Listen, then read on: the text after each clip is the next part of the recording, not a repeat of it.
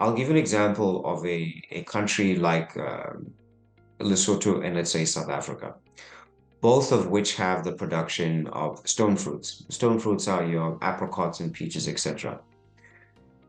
South Africa's economy has worked, particularly in the Western Cape, particularly worked well because of stone fruits and other sorts of fruit production. South African wines are famous around the world. Its juices, its products are exported globally. Due to climate change, and these sort of slight temperature shifts, it has a implication in terms of when these crops are now available to be harvested and available for market. And a shift by even 1 to 2 to 3 weeks means that another part of the world might actually be able to provide its products earlier. And the price point between a 2 to 3 week shift in terms of the availability of, let's say, apricots and peaches can be as high as even 25 to 35% in terms of overall returns. So if you pit that against a country like Lesotho, which has historically been, let's say, behind in terms of the period at which its particular stone fruits are now available, and now that begins to move forward, all of a sudden a country like Lesotho might take advantage of climate change and say, how do we invest in these implications and see, can we increase our uh, cold chain, let's call it support systems, so that local farmers who now have this produce are able to get it to market faster. And in a place like South Africa and the Western Cape, it might be a strategy of talking to these farmers and having predictive conversations and saying, your projections for yield and productivity around this particular commodity will probably shift within the next 20 years. So how do you begin to adjust? And I've seen this on farms which were amazing for the production of, let's say, wheat or let's say maize, have now pivoted towards animal husbandry because of these sorts of slight tweaks in climate change. So it's really about understanding our current behavior, and that's just agriculture. We can talk about energy production, we can talk about how we make our cities, the materials that we choose to construct our buildings. I think there's an opportunity set that comes out of grappling with these problems and being very creative in terms of understanding what is nature telling us and how do we respond accordingly. For example, we know that concrete and steel provides an abundance of the proportion of the materials that are used to make our cities. However, anything between 38 and 40% of emissions can be attributed to the production of these and similar materials in the production of buildings.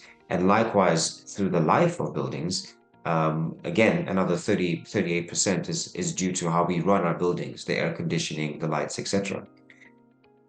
Recognizing that urbanization is a huge contributor to the expulsion of carbon into the atmosphere, both during the production and the lifestyle of buildings, the question then arises, so what material choices could we use to make better cities?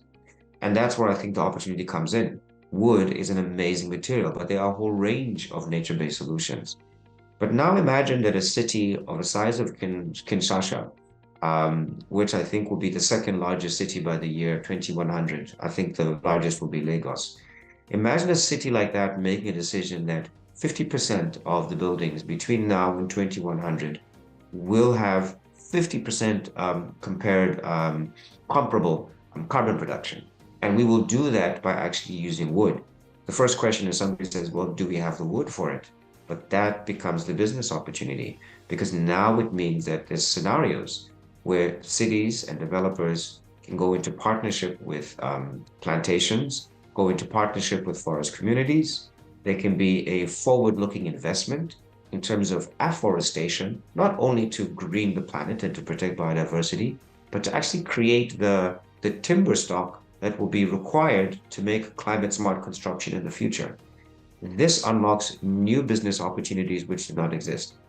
So I think the challenge of development for African countries is not framing climate change as a limitation of choices about what you can and cannot do, but it's actually an opening up of solution sets about what you can do to tackle climate change. Let alone the fact that there are increasingly substantial amounts of empathetic capital for for climate change credible products and products.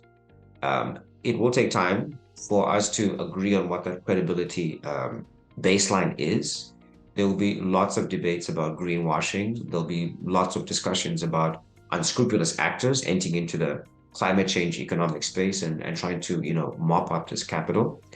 But I think the overall trajectory is that on the one hand, there are resources, whether it's in the form of ideas, whether it's in the form of capital, whether it's in the form of people who are working very hard at the coalface of beginning to, and I'm quite intentional about that pun with coalface, but who are quite intentional about being at the frontier, if you will, of offering solutions. I think every single African country has a role and an opportunity to play in terms of internal job creation through addressing various aspects of climate change. So a country like Lesotho, with its abundant water resources, can think very critically about being a hydroelectric power supplier to its neighboring country, South Africa, which has endemic power shortages. And using that is a much more substantive way of engaging with power production than, let's say, investing in coal-powered stations. So I cannot think of a single country that on the continent, for sure, that without the right, without that does not have the opportunity to be a beneficiary of climate change if it makes the right strategic decisions and goes into the right partnerships about how does one unlock business and green livelihoods around addressing climate change. So I don't see climate change as a funnel of limiting opportunity. I think it's a wake-up call to how we think about our cities, how we think about food production, our transport systems, how we think about job creation. Our industrial revolution as a continent will not be a what I'd call a petrol-driven revolution, as you might see in some parts of the Middle East. It certainly won't be a revolution driven by extraction from other parts of the world. In other words, there's no colonial, let's call it largesse in the background that is enabling our revolution. Our agricultural, economic, and climate change revolution on the continent will be intimately tied to the solution sets that are present in engaging with climate change.